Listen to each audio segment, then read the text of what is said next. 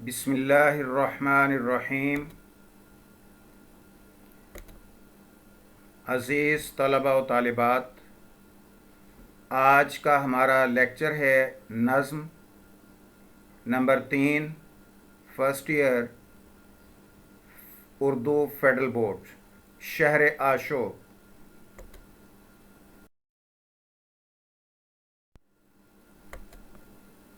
شہر آشوب کا لفظی معنی شہر آشوب کا لفظی معنی فتنہ و فساد والا شہر ہے۔ شہر آشوب کی تعریف: شہر آشوب ایسی نظم کو کہتے ہیں جس میں مختلف پیشوں اور طبقوں کے ساتھ ساتھ شہر یا ملک کی اقتصادی یا سیاسی بے چینی کا ذکر ہو، تذکرہ ہو، بیان ہو۔ اس نظم کا انداز مزاحیہ، طنزیہ اور ہجویہ بھی ہوتا ہے۔ اس کے لیے کوئی خاص ہیئت مقرر نہیں ہوتی۔ اس نظم کی ترکیب: یہ نظم مخمس ترکیب بند ہے۔ مخمس کی تعریف: ایسی نظم جس کے ہر بند میں 5 مصرے ہوں۔ پہلے بند کے 5 مصرے آپس میں ہم قافیہ و ہم ردیف ہوں۔ دوسرے بند کے پہلے 4 مصرے آپس میں ہم قافیہ و ہم ردیف ہوں، اور 5واں مصرع پہلے بند کے 5ویں مصرے کے ہم قافیہ و ہم ردیف ہو، تو ایسی نظم کو مخمس کہتے ہیں۔ ایسی نظم مخمس نظم کہلاتی ہے۔ اس نظم کی ہیئت بھی مخمس ہے۔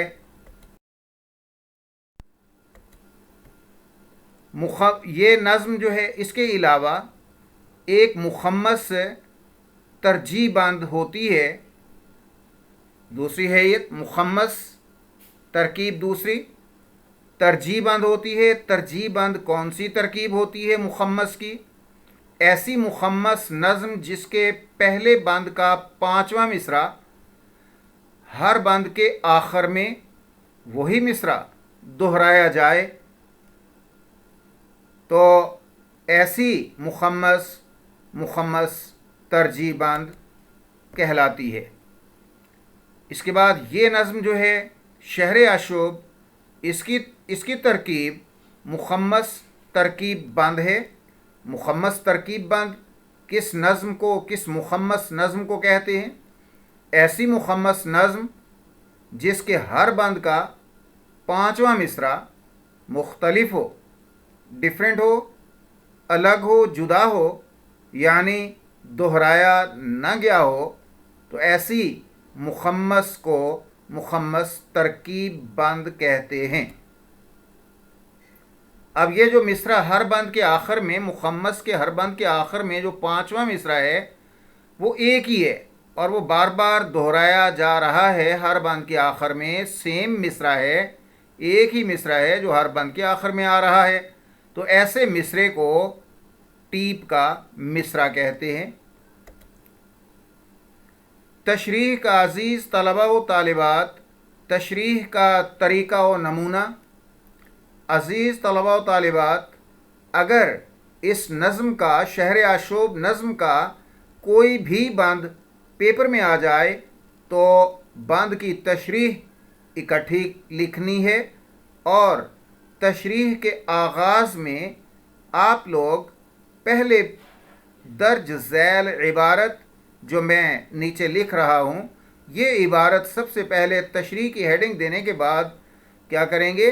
یہ عبارت لکھیں گے۔ یہ لکھیں گے: آشوب کے لفظی معنی تباہی و بربادی، فتنہ و فساد ہے، یعنی شہر آشوب ہو جائے گا فتنہ و فساد والا شہر ہے۔ شہر آشوب اس نظم کو کہتے ہیں جس میں کسی شہر، علاقے یا ملک کی تباہی و بربادی، بدحالی، سیاسی و معاشی بے چینی یا بد امنی کا ذکر کیا گیا ہو، ایسی نظم کو شہر آشوب کہتے ہیں۔ نذیر اکبر آبادی نے آگرہ کی معاشی تباہ حالی، بے روزگاری، غربت و افلاس کو بہت پرسوز انداز میں بیان کیا ہے۔ نذیر اکبر آبادی ایک درویش صفت اور آزاد منش شاعر تھے۔ انہوں نے اپنی شاعری میں عوامی زبان استعمال کی ہے، ایسی زبان استعمال کی ہے جس کو عوام جو ہے وہ بھی سمجھ سکے، اور عوامی جذبات و خیالات کو شاعری میں پیش کیا ہے۔ عوام کے خیالات و جذبات کو انہی کی زبان میں، عوام کی زبان میں شاعری میں پیش کیا ہے، جس کی وجہ سے انہیں عوامی شاعر بھی کہا جاتا ہے۔ آپ کا زمانہ بد امنی اور انتشار و فتنہ و فساد والا زمانہ تھا۔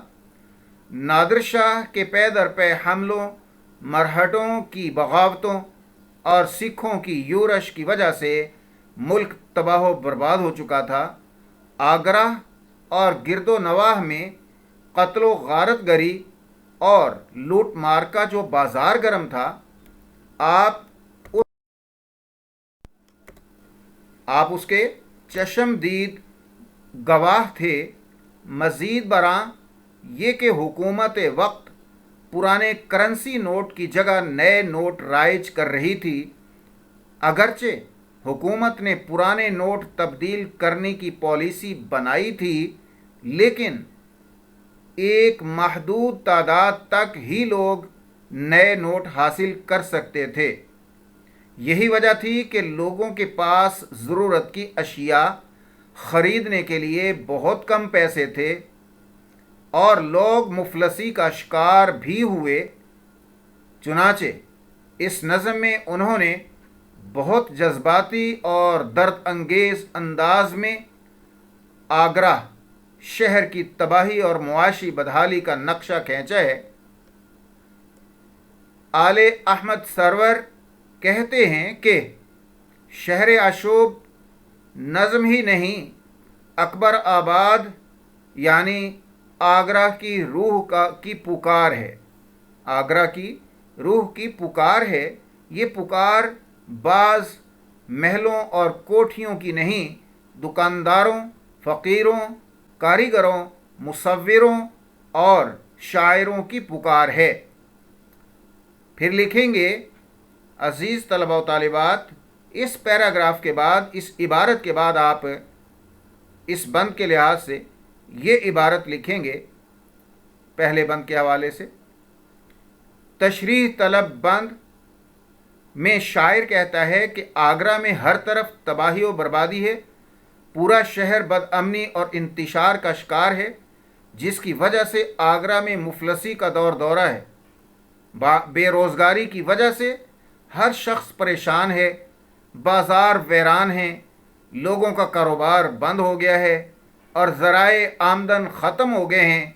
ایسے حالات میں میرا شعر کہنا اب میرے اختیار میں نہیں رہا، یعنی صبح و شام میرے ذہن میں ارد گرد کے لوگوں کی پریشانی اور بدحالی نے ہر طرف سے گھیرا ہو، تو ایسے میں، ایسے حالات میں، ایسی کیفیت میں، ایسے عالم میں یکسوئی کیسے میسر آ سکتی ہے؟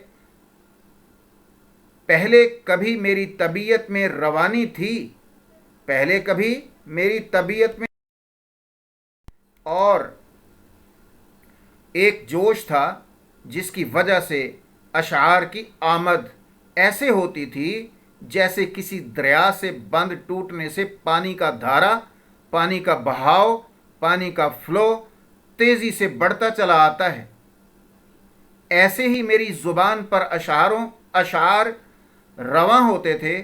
بقول میر تقی میر دریا ہے، سنے شعر زبانی اس کی، اللہ اللہ رے طبیعت کی روانی اس کی، शेर व सुखन का जो दरिया कभी जोश से मौजें मारता था और मुझे शेर गोई की जानिब उकसाता था, अब ऐसे लगता है गोया वो दरिया बंद हो गया है।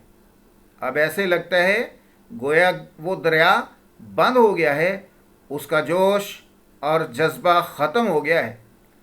आगरा ऐसा बर्बाद हुआ और बेरोज़गारी ऐसी बढ़ी, ऐसी छाई कि हर शख्स उदास और परेशान और गमज़दा नज़र आता है। कोई भी जिंदा दिली का मुजाहरा नहीं करता। आगरा का कारोबार बंद होने की वजह से ज़ुबान भी बार बार बंद हो गई। शायर कहता है कि ऐसे हालात में जब आगरा के लोगों का कारोबार बंद हो गया है, मेरी ज़ुबान क्यों ना बंद होती। ऐसी बदहाली को देखते हुए मेरी शेर गोई कैसे जारी रह सकती थी। मेरी ज़ुबान बार बार लड़खड़ाती है और अल्फाज अदा करने से कासिर रहती है।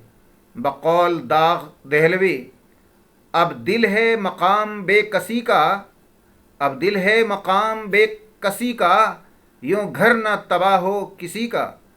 रोना है अब हंसी खुशी का, मातम है बहारे ज़िंदगी का।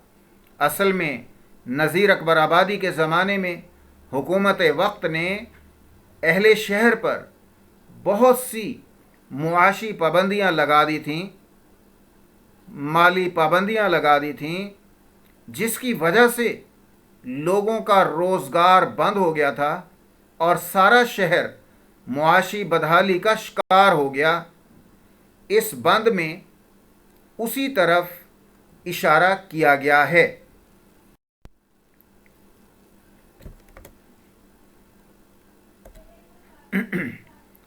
ये अज़ीज़ तलबा व तालिबात, लेक्चर के आखिर में इस नज़म के अशार के हवाले से इसके रेफरेंस के अशार जो कि जिनको आप तशरीह में रेफ़र कर सकते हैं, लिख सकते हैं, रेफरेंस के तौर पे लिख सकते हैं। जब आदमी के हाल पे आती है मुफलसी है मिस हो गया। तो जब आदमी के हाल पे आती है मुफलसी, किस किस तरह से उसको सताती है मुफलसी। जब आदमी के हाल पे आती है मुफलसी, किस किस तरह से उसको सताती है मुफलसी। भूखा तमाम रात सुलाती है मुफलसी, ये दुख वो जाने जिस पर के आती है मुफलसी। जब मुफलसी हुई तो शराफत कहाँ रही, जब मुफलसी हुई तो शराफत कहाँ रही। वो कद्र ज़ात की वो निजाबत कहाँ रही, वो कद्र ज़ात की वो निजाबत कहाँ रही। कपड़े फटे तो लोगों में इज़्ज़त कहाँ रही, कपड़े फटे तो लोगों में इज़्ज़त कहाँ रही। ताज़ीम और तवाज़ो की बाबत कहाँ रही। दिल्ली में आज भीख भी मिलती नहीं उन्हें, दिल्ली में आज भीख भी मिलती नहीं उन्हें। था कल तलक दिमाग जिन्हें ताजो तख्त का। हमारे घर की दीवारों पे नासिर, हमारे घर की दीवारों पे नासिर, उदासी बाल खोले सो रही है। बाजार बंद रास्ते सुनसान बेचराग, वो रात है कि घर से निकलता नहीं कोई। बाजार बंद रास्ते सुनसान वो बेचराग, वो रात है कि घर से निकलता नहीं कोई।